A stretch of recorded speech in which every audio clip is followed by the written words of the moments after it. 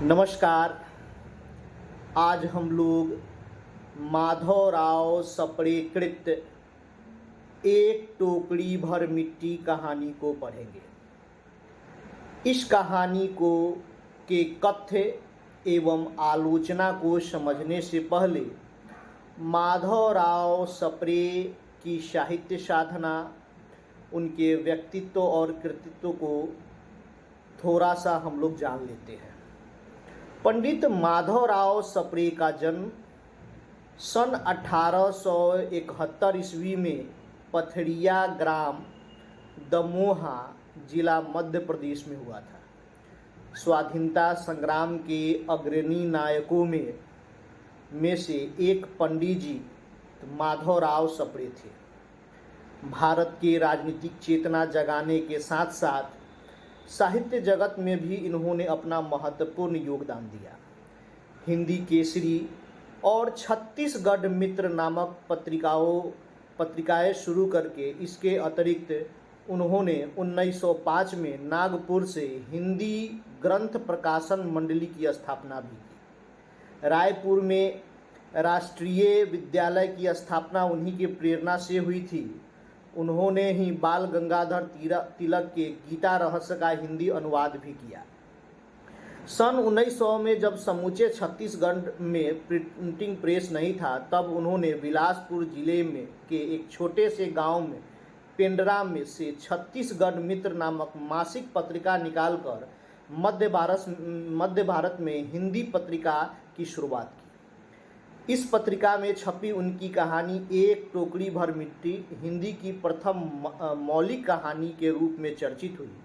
यह कहानी अप्रैल 1901 ईस्वी में प्रकाशित हुई थी। इनकी अन्य मौलिक रचनाएं हैं हिंदी ग्रंथमाला, हमारे सामाजिक ह्रास के कारणों का विचार, यूरोप के इतिहास से सीखने योग्य बातें, स्वदेशी आंदोलन और बायकाट, और इसके अतिरिक्त माधवराव सप्रे की कहानियाँ माधवराव सप्रे प्रतिनिधि कहानियाँ नाम से संकलित है।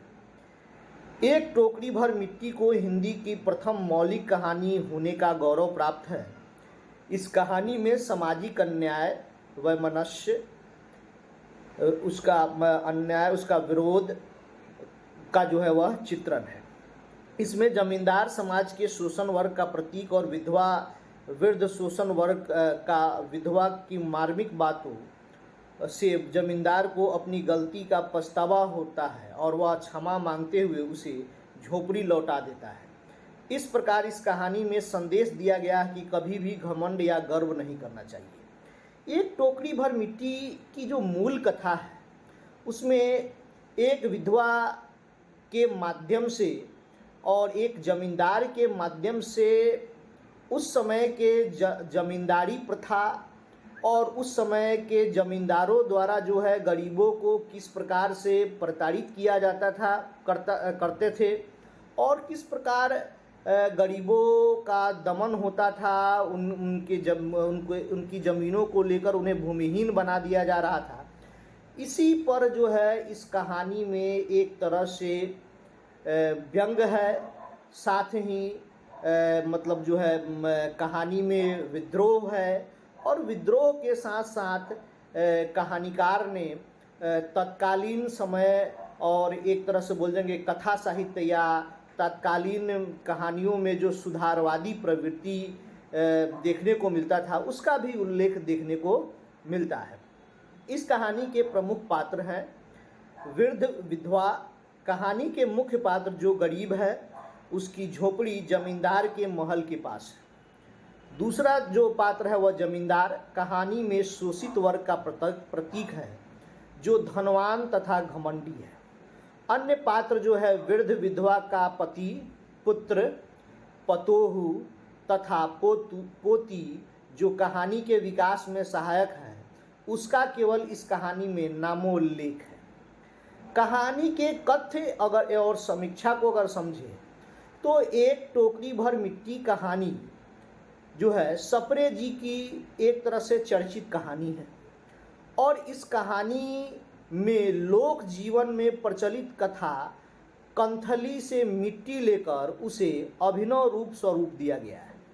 छत्तीसगढ़ की बूढ़ी दाई अपनी समग्र गरिमा के साथ इस कहानी में उपस्थित है। यह एक प्रभावशाली कहानी है जिसमें वृद्ध की मार्मिक उक्ति जमींदार की वृत्ति ही परिवर्तित कर देता है। एक गरीब विधवा अपनी पौत्री के साथ अपनी झोपड़ी में रहती थी। यह उसकी बहुत पुश्तैनी झोपड़ी थी। उसका पति तथा बेटा इसी झोपड़ी में मर गया था। उसके बेटे की बहू भी 5 वर्ष की बेटी को छोड़कर मर गई थी और अब यही एक पोती उसके जीवन का एकमात्र आधार थी। जमींदार का महल उस झोपड़ी के पास ही था। उसे अपने महल के हाथे को झोपड़ी के स्थान तक बढ़ाने की इच्छा हुई। बुढ़िया से बहुत कहा पर उसने अपनी झोपड़ी नहीं छोड़ी। जमींदार ने अपने धन के बल पर अदालत द्वारा झोपड़ी पर अपना कब्जा कर लिया।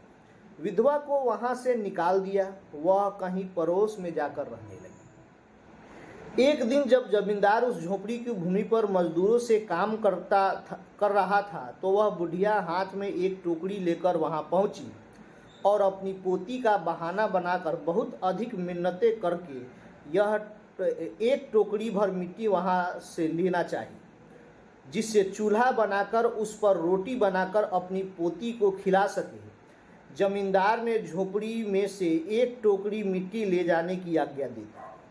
झोपड़ी के भीतर पहुंचते ही वृद्ध स्मृतियों में खो गई। उसकी अश्रुधारा बह चली।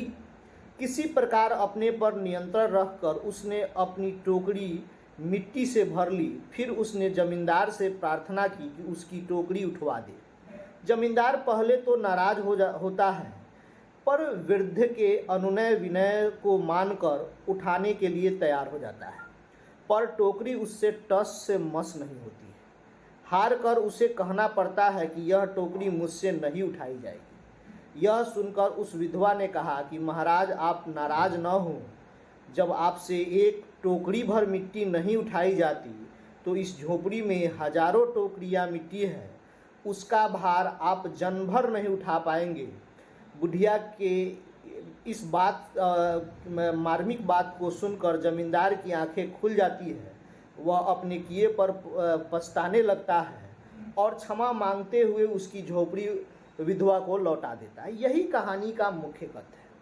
अब इस कहानी के कुछ महत्वपूर्ण आलोचनात्मक चीज़ों को समझते हैं कि इस कहानी में जो है संक्षिप्त कथा को बड़े ही प्रभावशाली ढंग से प्रस्तुत किया गया है।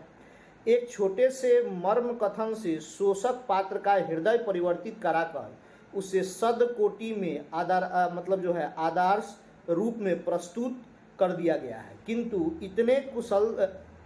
किंतु यह इतने कुशल रूप से किया गया है कि यह आदर्श एक तरह से हम कहेंगे कि कहानी की संवेदना पर भी भारी नहीं पड़ती है और ना ही संस्कृत की नीति कथाओं जैसी है, जब कुछ पूर्ण जो है स्वाभाविक सहज रूप से घटित होती है। यह इस कहानी में कहीं भी अस्वाभाविकता नहीं है। मतलब जो कुछ भी घटनाएं घटित है, जो जो कथ्य है, उसमें स्वाभाविक घटनाओं का चित्रण जो है माधवराव सप्रे द्वारा किया गया है। इस कहानी की महत्वपूर्ण बात यह है कि हिंदी की यह प्रथम कहानी में तीव्र सामाजिक संवेदना है। जमींदार के अत्याचार को कहानीकार जो है समस्या के रूप में उठाता है, परंतु उसका प्रतिकार भी वृद्ध के माध्यम से कराता है। पहले ही कहानी सामाजिक अन्याय के विरोध में इस प्रकार खड़ी हो सकी। हिंदी कहानी की यह महत्वपूर्ण उपलब्धि है, जिसे हिंदी की प्रथम कहानी होने का गौरव प्राप्त है। उसे ही एक तरह से हम बोलेंगे कि कहानी जिसमें जमींदारों के प्रति प्रतिकार को दिखाया गया है। कहानी की भाषा शैली तत्कालीन तथा लेखन के कुछ हटकर कहानी विधा के अनुरूप है। इस कहानी की प्रमुख पंक्तियां हैं कि श्रीमान जमींदार के महल के पास एक गरीब अनाथ विधवा की झोपड़ी थी। जमींदार साहब को अपने महल का हाथा उस झोपड़ी तक बढ़ाने की इच्छा हुई। विधवा को बहुतेरा कहा कि उस अपनी झोपड़ी हटा ले, पर वह तो कोई जमाने से वहाँ बसी थी। दूसरी महत्वपूर्ण पंक्ति है इस कहानी की कि श्रीमान से सब प्रयत्न निष्फल हुए, तब वे अपनी जमींदारी चाल चलने लगे। बाल की खाल निकालने वाले वकीलों की थैली गरम कर उन्होंने अदालतों से झोपड़ी पर अपना कब्जा करा लिया और विधवा को वहाँ से निकाल दिया। बेचारी अनाथ तो थी ही, पास पड़ोस में जाकर रहने लगी। तीसरी महत्वपूर्ण पंक्ति है इस कहानी की कि जब से यह झोपड़ी छूटी तब से मेरी पोती ने खाना पीना छोड़ दिया है। मैंने बहुत कुछ समझाया पर वह एक नहीं मानती। यही कहा करती है कि अपने घर चल, वहीं रोटी खाऊंगी। तब मैंने यह सोचा कि इस झोपड़ी से एक टोकरी भर मिट्टी लेकर उसी का चूल्हा बनाकर रोटी पकाऊंगी। इससे भरोसा है कि वह रोटी खाने लगेगी।